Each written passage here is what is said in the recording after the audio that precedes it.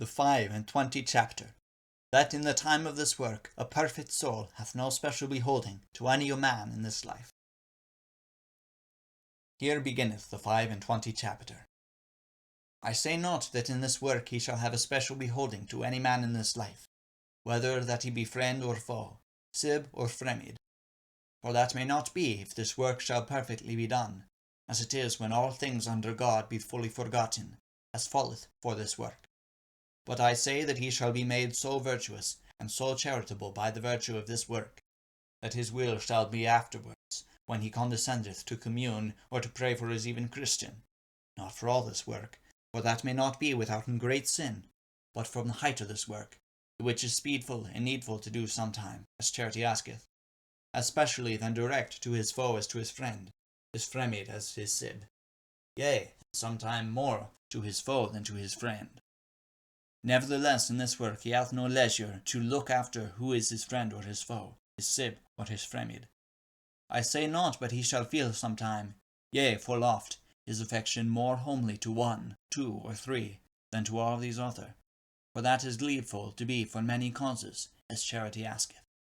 For such an homely affection fielded Christ to John, and unto Mary, and unto Peter before many other. But I say that in the time of this work shall all be alike homely unto him, for he shall feel then no cause but only God, so that all shall be loved plainly and nakedly for God, and as well as himself.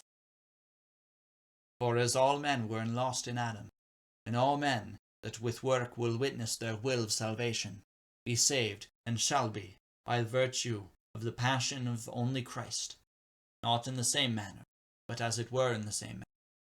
A soul that is perfectly effect in this work, and wonted thus to God in spirit, as the proof of this work witnesseth, doth that in it is to make all men as perfect in this work as itself is.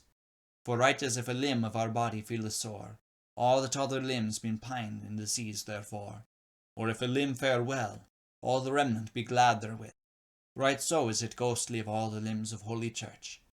For Christ is our head, and we be the limbs, if we be in charity. And whoso will be a perfect disciple of our Lord's, him behoveth strain up his spirit in this work ghostly for the salvation of all his brethren and sistren in kind, as our Lord did his body on the cross. And how? Not for his friends and his sib and his homely lovers, but generally for all mankind, without any special beholding more to one than to another. For all that will leave sin and acts mercy shall be saved through the virtue of his passion. And as it is said of meekness and charity, so it is to understand and of all other virtues, for all they have been subtly comprehended in this little love put touched before.